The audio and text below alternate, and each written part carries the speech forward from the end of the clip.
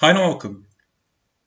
Hi and welcome. My name is Shadi and I will be with you in Chapter 6, Lecture 6.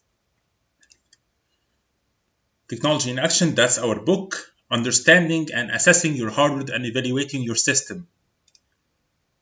Chapter topics: to buy or not, or to upgrade. Evaluating your CPU, RAM, storage device, video card, sound card, system reliability. To buy or not, or to upgrade. Things to consider: Moore's law, cost of upgrading versus buying, simple to install software and files, need at hand. So this explains that the cost of upgrading is more expensive, is more cheaper than buying. When to buy? So the law says that each year, each 2 years, the computer technology in hardware and in hardware performance is created. Determine your ideal computer system, assessing existing computer subsystem, CPU, RAM, storage device, video, and audio. Desktop or notebook. So when you first of all, before you buy any computer, you need to assess what type of user are you. Are you a desktop user or a notebook user? Do you need a portable, more expensive device, or a cheaper, hard to steal, easier to expand and upgrade? How does a CPU work? Control unit, arithmetic logic unit, machine cycle, fetch, decode, execute, store. Differentiating CPU, processing power, core, a complete processing section from a CPU embedded into a same physical chip. Clock speed, how quickly the processor work. Cache, the amount of immediate access memory the CPU has. Front-side bus connection, the process to system memory. Evaluating the CPU, identify your current CPU, determining whether it is meeting your needs or not. Go to the task and review the CPU usage. Consider how quickly data moves to and from the CPU. So, evaluating the RAM, random access memory, temporary storage memory, volatile memory model fit to the motherboard. Most are called dual inline memory model. DDR2, DDR3, SRAM, DRAM, SDRAM. Well, the computer I'm using have a DDR4, so it have inline memory models.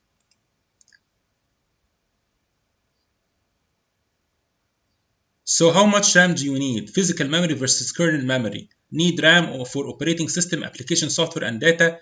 Sample RAM requirements. Windows 7 needs 1000 megabytes, which is 1 gigabyte.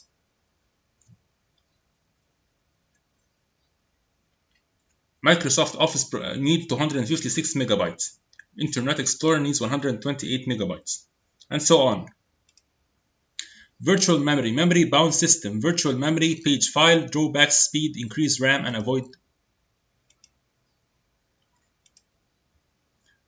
The hard drive, capacity up to 2 terabytes, access time measured in milliseconds, data transfer rate measured in megabits and megabytes per second. How a hardware disk works.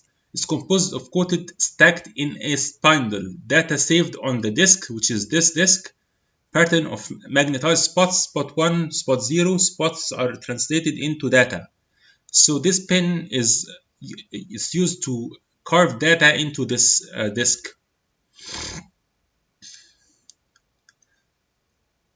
Identify your hardware total capacity. Determine your storage capacity needs. Consider data transfer rates, internal and external.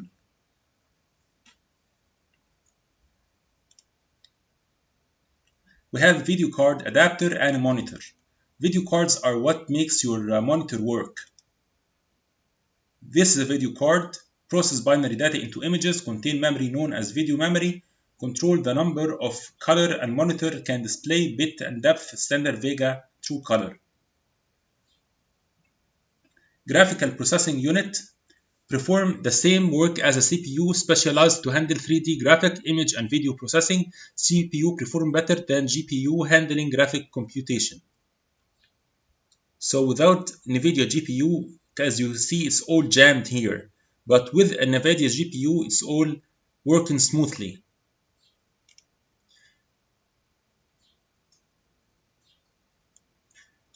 So I want to say something that appears it's not here in the slides. We need to evaluate what kind of user are you. Are you a normal user? Are you a power user? Or are you a casual user? If you are a normal user, you need just a moment. So it's not here. What I'm going to explain is not here, but I want you to know it. When you're buying a computer, you need to understand what kind of user are you. Are you a casual user, who surf the internet, who work on Microsoft Word, Microsoft Office, PowerPoint? You need an i3 computer, an i3 processor, Core i3, 7th generation. You need 4 gigabytes of RAM, 1 terabyte of hard drive. Normal computer, okay. If you are a power user, programming, coding, making video games, programming video games, you need a powerful desktop computer, which have high core i5 or i7 or i8 or i9 core processor, 7th generation, and a lot of RAM, a lot of memory. If you're a casual user or a portable user, you need a notebook. If you're programming, you need a power user. Also, we called the one who program video games and program application, we call him a power user. He need a power computer, which is have more capabilities than normal users, which cost more.